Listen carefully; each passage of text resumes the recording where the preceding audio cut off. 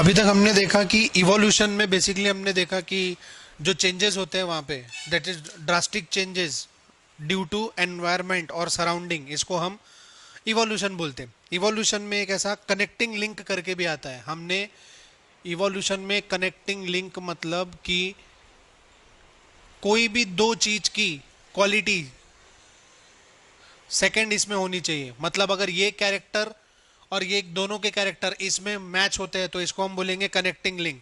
हम एग्जांपल लेते हैं प्लेटिपस और यहाँ बैलेनोकोकस, और यहाँ लेते हैं हम crocodile.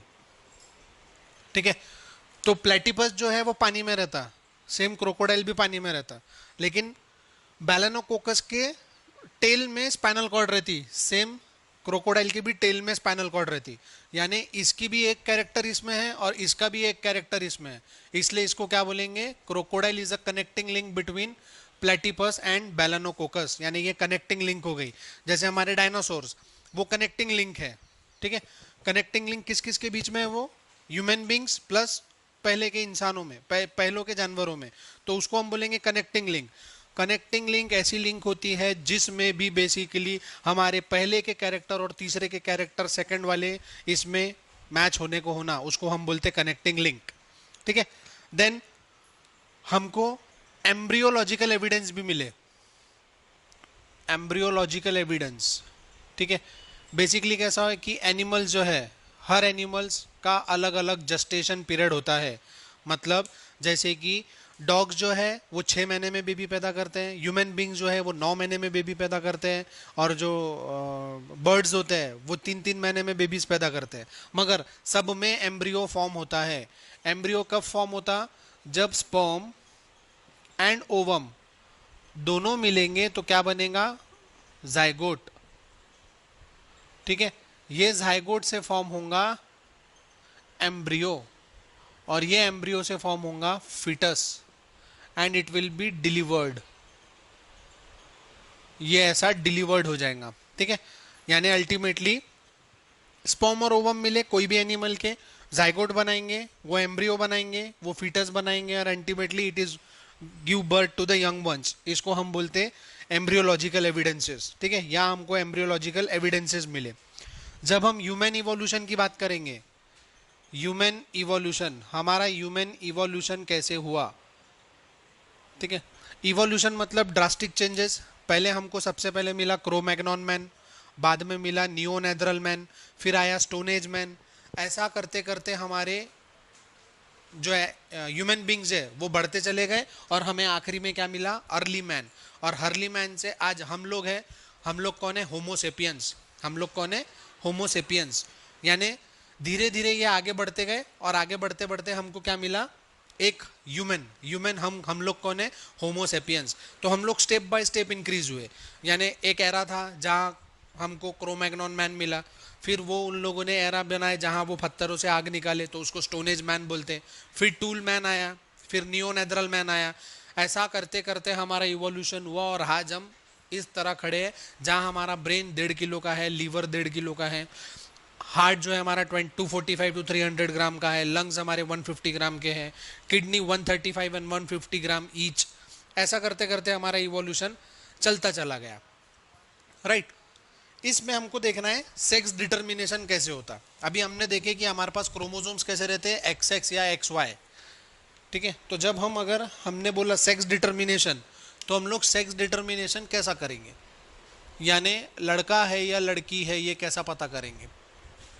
The thing is, girl है XX, बॉय है XY।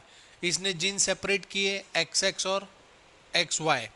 ठीक है, फीमेल के पास से तो X ही आना है, इससे X आया और इससे X आया तो बेबी गर्ल, फिर से इससे X आया और इससे Y आया तो baby boy, another XX and XY। यानी chances of probability is 50-50।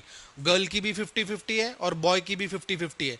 But sex determination depend किस पे करता, मेल पेरेंट पे। अगर मेल अपना X क्रोमोसोम भेजेगा तो हम उसको बोलेंगे कि बेबी गर्ल आएगी, और मेल अगर अपना Y क्रोमोसोम भेजेगा तो बेबी बॉय आएगा।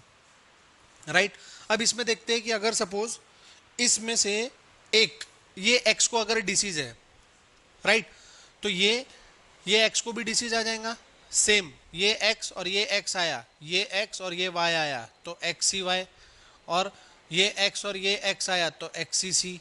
मतलब आने वाले मम्मी के पास से जो भी क्रोमोसोम आएगा उससे बेबी गर्ल को भी डिसीज हो सकता या बेबी बॉय को भी डिसीज हो सकता। बट अगर हम देखते हैं पप्पा का एक्स क्रोमोसोम आया तो ये किसको जाता, सिर्फ लड़की को। यानी पप्पा के जो भी डिसीज है सब किसको ट्रांसफर होंगे, बेबी गर्ल को। और पप्पा के जो डिसीजेज है वो किसको ट्रांसफर होंगे, बेबी बॉय को भी, क्योंकि अगर पप्पा ने वाई क्रोमोसोम दिया तो बेबी बॉय आएगा। ठीक है, हम एक एग्जाम्पल देखते हैं, एक्स एक्स एक्स वाई, पप्पा को कोई तो भी डिसीज है। ठीक है, तो इसके बाद हमारे पास मिलेगा एक्स एक्स और एक्स वाई स्टार। ठीक है, हमारे पास आया X X X Y star, X X X Y star, बरोबर। तो यानी आप हर बार देखो कि अगर वाई डिसीज है, यानी वाई को अगर डिसीज है तो ये बेबी बॉय में जाना ही जाना है, लेकिन एक्स को डिसीज नहीं है तो बेबी गर्ल नॉर्मल है। ठीक है, इससे हम लोग डिटरमाइन करते हैं सेक्स डिटर्मिनेशन। सेक्स डिटर्मिनेशन मतलब बेबी गर्ल होने वाली है या बेबी बॉय होने वाला है, इसको हम कैसे डिफाइन करेंगे, with the help of this cross. ठीक है, इसमें मेल और फीमेल आप दोनों कंसिडर करेंगे। ठीक है, और इसमें मेल डिसीज भी ट्रांसफर होते हैं और फीमेल डिसीज भी ट्रांसफर होते हैं। लेकिन अगर मेल के एक्स क्रोमोसोम में कुछ प्रॉब्लम है तो वो बेबी गर्ल को जाएंगे, और मेल के अगर वाई क्रोमोसोम में प्रॉब्लम है तो वो बेबी बॉय को जाएंगे। ठीक है, नेक्स्ट, इसमें हमारे पास ट्रेट्स होते हैं। ट्रेट्स मतलब कैरेक्टर। ठीक है, ट्रेट्स मतलब क्या होता, कैरेक्टर्स। ठीक है, कैरेक्टर्स हमेशा ग्रुप में होते हैं। ठीक है, यानी अगर आपको टॉल लिखना है तो आप टॉल ऐसा भी लिख सकते हैं, टॉल ऐसा भी लिख सकते हैं, यानी ये हमेशा आपको ग्रुप में मिलेंगे। ये दो प्रकार के होते हैं, इसको हम एक्वायर्ड ट्रेड भी बोलते हैं और इसको एक्वायर्ड बोलते हैं और इनहेरिटेड बोलते हैं, इनहेरिटेड। ठीक है, इनहेरिटेड ट्रेड्स ऐसे होते हैं जो हमें फादर मदर से मिलते हैं, मतलब हमारे पेरेंट्स से मिलेंगे, और एक्वायर्ड ट्रेड्स ऐसे होते हैं जो हमको सराउंडिंग से मिलते हैं। ठीक है, जैसे कि कुछ बातें सीखना, कहीं जाना, घूमना फिरना, पार्टी, ये सब हम लोग एक्वायर्ड ट्रेड्स हैं हमारे। इनहेरिटेड ट्रेड्स मतलब हमारे संस्कार जो हमारे अंदर ठूस ठूस के भरे जाते हैं लेकिन कभी आते नहीं हम। ठीक है, जिसको हम बोलते हैं इनहेरिटेड। माँ बाप बहुत कोशिश करते संस्कार डालने की, लेकिन हम संस्कारी निकलते कहाँ हैं, हम कैसे निकलते हैं, असंस्कारी, राइट।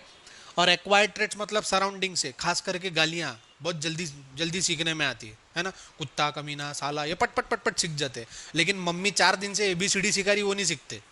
छोटेपन में भी हम लोग एक्वायर्ड ट्रेट जल्दी सीख जाते, बट इनहेरिटेड ट्रेट्स को हमको टाइम लगता। ठीक है, इनहेरिटेड ट्रेट्स हमारे अंदर पहले से ही होते हैं, लेकिन वो धीरे धीरे धीरे धीरे कभी ना कभी वो एक समय आके हमको बताते, यस, कभी हम पापा जैसा एक्ट करते, कभी हम मम्मी जैसा एक्ट करते। ठीक है, मम्मी अक्सर बोलते रहते पूरा बाप पे गया है, ठीक है, पापा हमें बोलते पूरी माँ पे गई है। ठीक है, द रीजन इज हमारे पास क्या है, वो इनहेरिटेड ट्रेट्स है, राइट। इसके बाद हम देखेंगे कि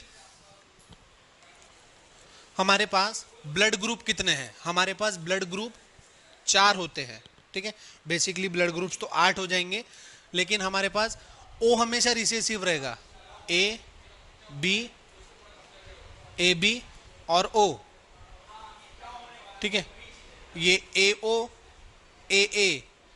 ए को हम ए ओ भी लिख सकते हैं क्योंकि ओ हमेशा रिसेसिव है। सिमिलर ए ओ आया मतलब क्या है, ये ए आया मतलब फिर से ए, ये आया बी बी, ए बी में आप ए बीच लिखेंगे और ओ में आप ओ लिखेंगे।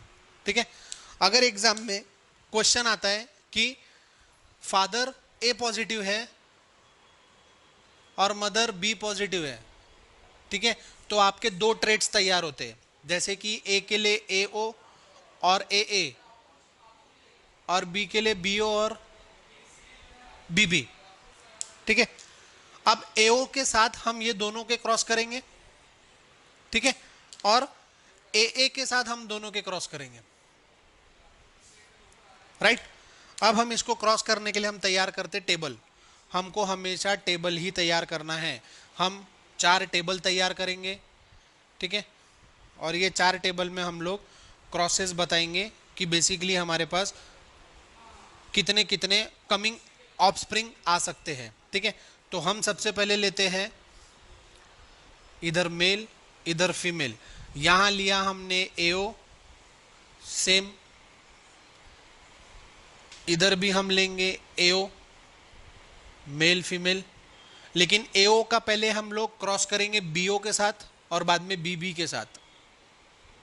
ठीक है, यहां अब हम लेंगे ए ए। ठीक है, हमने लिया ए ए, यहां हम लेंगे बी बी क्योंकि हम ये ले चुके हैं। ठीक है, अब फिर से हम यहां लेंगे ए ए,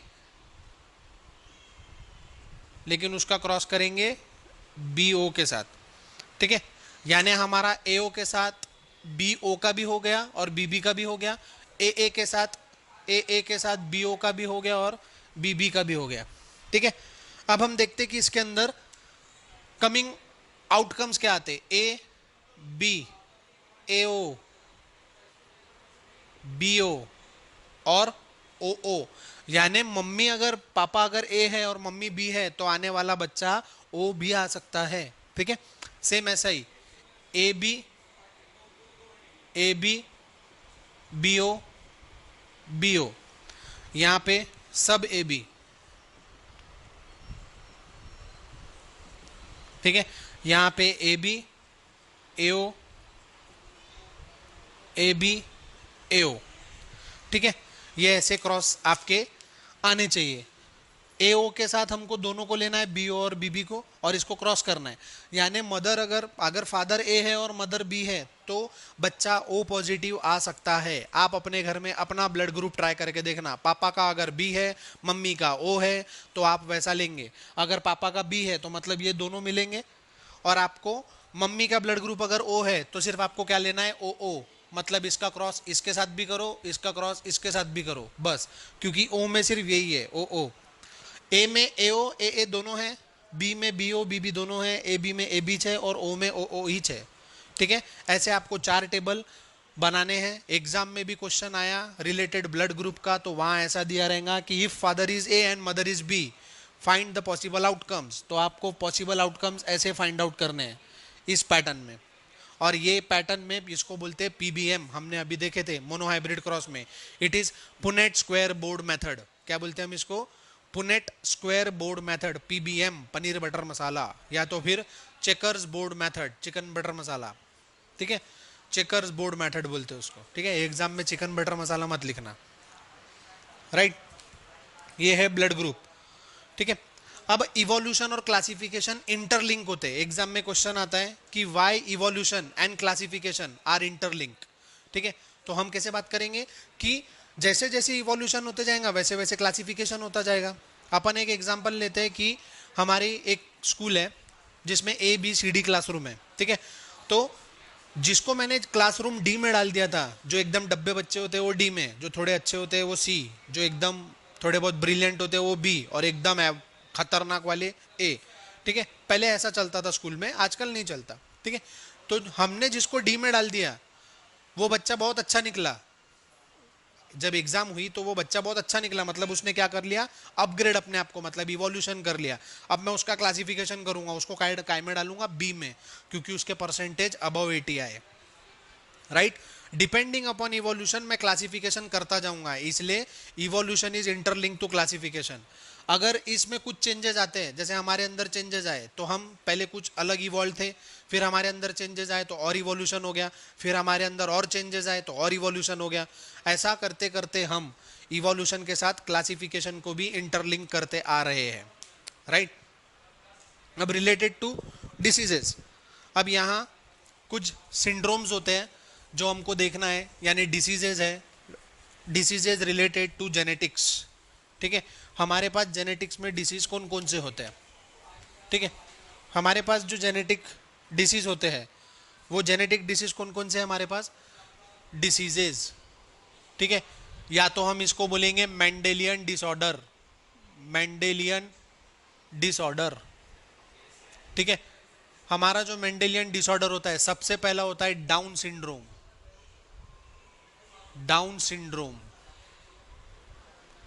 ठीक है, सेकंड होता है Turner syndrome, Turner syndrome. Third होता है क्लीन फिल्टर सिंड्रोम, ठीक है। फोर्थ होता है हीमोफीलिया। फिफ्थ होता है कलर ब्लाइंडनेस।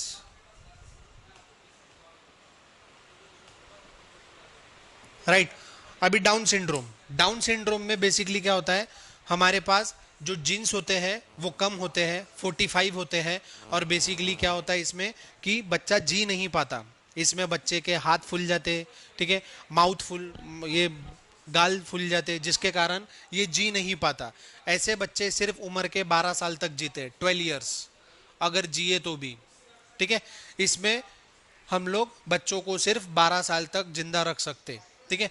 ऐसे बच्चे, जैसे अगर आपने पिक्चर देखा होगा पा, ठीक है, तो पा पिक्चर में क्या होता है, उसकी उम्र बहुत कम होती है लेकिन दिखता बहुत ज्यादा है। यानी उसकी जितनी हमारी उम्र है मल्टीप्लाई बाय 5 टाइम्स। अगर हम 12 साल के हैं तो हम 60 साल के दिखेंगे, हम 20 साल के हैं तो हम 100 साल के दिखेंगे, राइट। तो ऐसा डाउन सिंड्रोम में होता है। टर्नर सिंड्रोम में क्या होता है, हमारे पास 44 तो क्रोमोसोम्स रहते हैं, ऑटोसोम्स, लेकिन एक्स एक्स होना चाहिए या एक्स वाई होना चाहिए, उसके जगह रहता है एक्स जीरो। यानी अल्टीमेटली हमारे पास सेक्सुअल ऑर्गन नहीं होते। टोटल क्रोमोसोम्स कितने होते हैं, 45, जबकि रहना कितने चाहिए, 46, राइट। क्लीन फिल्टर सिंड्रोम मतलब ट्रांसजेंडर, हम इसको बोलते हैं ट्रांसजेंडर, हम लेमैन लैंग्वेज में इसको सिक्सर बोलते हैं। यहाँ पे होता है 44 प्लस एक्स एक्स वाई, यानी हमारे क्रोमोसोम्स हो जाते हैं 47, जबकि रहना कितने चाहिए, 46, राइट।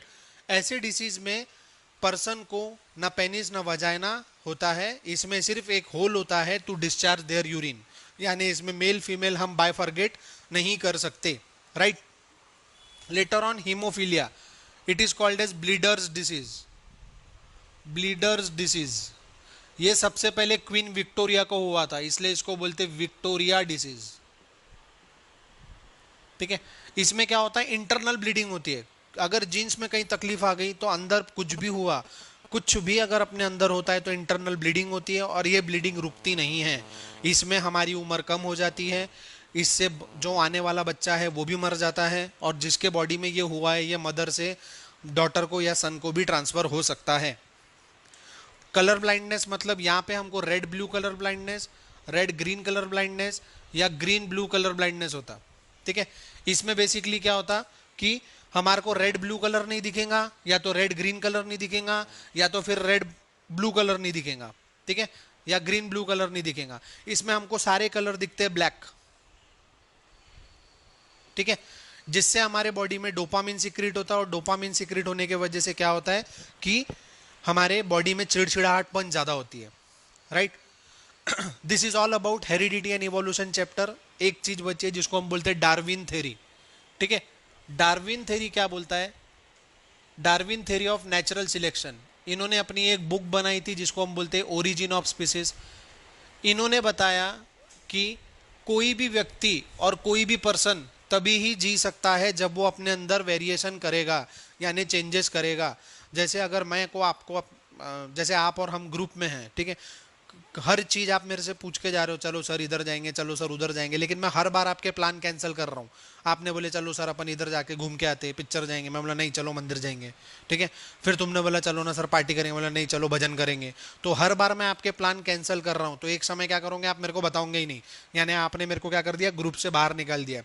रीजन क्या है उसका, द रीजन इज मैं आपके ग्रुप में वेरिएशन नहीं कर पाया, मतलब मैंने चेंजेस नहीं किया आपके हिसाब से, ठीक है। इसीलिए क्या हो गया, आपने मेरे को ग्रुप से बाहर निकाल दिया। पहले क्या था, इंसान कम थे, प्लांट्स बहुत ज्यादा थे, तो प्लांट डोमिनेंट थे इंसानों के ऊपर। लेकिन अभी क्या हो गया, इंसान ज्यादा हो गए, प्लांट कम हो गए। इस कंडीशन को हम बोलते हैं genetic drift, accidental change in genes. यानी अभी क्या हुआ, जो डोमिनेंट था वो रिसेसिव बन गया, और जो रिसेसिव था वो क्या बन गया, डोमिनेंट, ठीक है। ऐसे कंडीशन एनवायरनमेंट में आ रही है, जिसके कारण आज ये हम सबको भुगतना पड़ रहा है, ठीक है। हम पहले प्लांट्स बहुत लगाते थे, ग्रीनरी बहुत ज़्यादा थी, इंसान कम थे। धीरे धीरे प्लांट को काट काट के हमने घर बनाया, मॉल्स बनाए, सारी चीज़ें बनाई, अभी प्लांट्स ही नहीं है, ठीक है, तो हमको ऑक्सीजन भी क्या मिल रही है, artificial oxygen, that is very dangerous to our body, इसलिए हम कैंसर भी होता, हमको हाइपरटेंशन भी होता, हार्ट अटैक भी होता, सारी चीज हमारे अंदर होती और ये जीन्स में होती। और ये जीन्स में कहीं पे भी चेंजेस आएंगे तो हमारे आने वाली जनरेशन जो रहेगी उसमें भी ये चेंजेस आ सकते हैं। ठीक है, ऐसे में कई बार आपने देखा होगा कि पूंछ वाला लड़का पैदा हुआ, बिना नाक की लड़की पैदा हुई, ठीक है, आईब्रोज ही नहीं है किसी किसी को। द रीजन बीइंग डैट कि हमारे जीन्स के अंदर कुछ ना कुछ चेंजेस हो रहे हैं। और ये क्यों हो रहे हैं, बिकॉज एनवायरमेंट में चेंजेस है। एनवायरमेंट में अगर चेंजेस नहीं रहेंगे तो हमारे अंदर भी चेंजेस नहीं होंगे। ठीक है, इसलिए हम क्या बोलते हैं, एनवायरमेंट में अगर वेरिएशन है तो हमारे अंदर वेरिएशन स्वाभाविक है, होना ही है। अगर हम आज यहाँ रह रहे हैं, हम कहीं और जगह शिफ्ट हो गए तो वहाँ एडजस्ट करने को हमको 1 महीना तो भी लगता है, क्योंकि हम सालों से कहीं और जगह ले रहे हैं और हमारी बॉडी को वो आदत पड़ गई है। ठीक है, अभी जैसे हमको वो बॉडी को आदत हटाना है तो अल्टीमेटली हमको उसमें एडजस्ट होना पड़ेगा, यानी हमारे अंदर क्या करना पड़ेगा, वेरिएशन करना पड़ेगा। अगर हमने वेरिएशन नहीं किए तो हम वो एनवायरनमेंट में जी नहीं पाएंगे। ठीक है, और we belongs to this some syndrome, हम के कोई भी एक सिंड्रोम हो सकता है। डाउन सिंड्रोम जिसमें 12 साल तक बच्चे रहते हैं या 12-13 साल तक बच्चे जिंदा रहेंगे, उसकी उम्र multiply by 5 times. Turner syndrome में एक जीन्स रहता ही नहीं है, मतलब 46 की जगह 45 रहेंगे। क्लिनफिल्टर सिंड्रोम, ट्रांसजेंडर या तो सिक्सर, इसमें एक जीन्स एक्स्ट्रा रहेगा, 44 प्लस XXY रहता है ये। ठीक है, हीमोफीलिया मतलब ब्लीडर्स डिसीज, कहीं पे भी ब्लीडिंग हुई तो ये रुकती नहीं है। और कलर ब्लाइंडनेस मतलब ये भी ट्रांसफर होते हैं जीन से, red blue colour blindness, red green colour blindness और ग्रीन ब्लू कलर ब्लाइंडनेस। इसके अलावा हमने देखा Darwin theory of natural selection, ये क्या बोलती है कि इसने एक बुक लिखा था, वहाँ बताया था, ओरिजिन ऑफ स्पीसीज ये बुक का नाम है, जो डार्विन साइंटिस्ट ने लिखा था। इसने बताया था कि अगर आप नेचुरली वेरिएशन करेंगे तो आप वो जगह पे रह पाएंगे, अदरवाइज नहीं। अपन ने जो बीटल की कहानी सुने, पहले लाल थे, फिर ग्रीन हो गए, फिर वॉयलेट हो गए, ये क्यों हुए, क्योंकि उन्होंने वेरिएशन नहीं किया। जो लोग वेरिएशन नहीं करते वो एनवायरनमेंट से गायब हो जाते। एग्जाम्पल डायनासोर्स, डायनासोर्स हमारे यहाँ के एक्स्ट्रा जो टेम्परेचर बढ़ता था समर में, वो ये लोग सह नहीं पाते थे, जिसके कारण उनके बॉडी ने वेरिएशन नहीं किया और आज वो दिखते ही नहीं है, यानी क्या हो गए, एक्सटिंक्ट, यानी वो दिखेंगे ही नहीं। इसको ही हम इवोल्यूशन बोलते हैं। ठीक, उसके बाद कि जो हमने ब्लड ग्रुप देखा, एम्ब्रोलॉजिकल एविडेंसेस देखे, कनेक्टिंग लिंक देखा, ये सारी चीज इवोल्यूशन का बारे में बताती है। ठीक है, इवोल्यूशन के बारे में एक और चीज बताते हैं वो लोग कि वो क्या है, इसमें फॉसिल्स मिलते हैं हमको। फॉसिल्स मतलब क्या होता, remains of dead organ, it is remains. Remains मतलब हमको ये कहीं पड़े मिलेंगे, जैसे अगर आपने CID देखा होगा तो वहाँ पे ये लोग लाश निकालते जब ये लोग लाश निकालेंगे तो वहाँ पे हड्डी वड्डी मिलती और वो डॉक्टर सालूम के बरोबर बता देता उसको कि ये इतने साल पुरानी लाश है। उसको कैसे पता चला, अंतर्यामी है वो, क्योंकि उसको क्या मिला, हड्डी। हड्डी से हमारा DNA मिलता है और DNA से पता चलता है कि ये कब मरा था, ये कितने साल पुरानी हड्डी है और ये कितने साल पुराना कंकाल है। अल्टीमेटली इवोल्यूशन भी हमको इससे ही पता चला। डायनासोर्स थे, ये कैसे पता चला, जब हम पहाड़ खोदते थे तो उसमें से उसके अंडे मिले हमको, और ये अंश बताते हैं हमको कि यस रियलिटी में डायनासोर्स थे। ये होता है इवोल्यूशन। और अगर हम इवोल्यूशन के हिसाब से वेरिएशन नहीं करेंगे तो बट ऑब्वियस है, हमको इवोल्यूशन नहीं करेंगे, वेरिएशन नहीं करेंगे तो हम ये एनवायरनमेंट में जी नहीं पाएंगे। Right, thank you.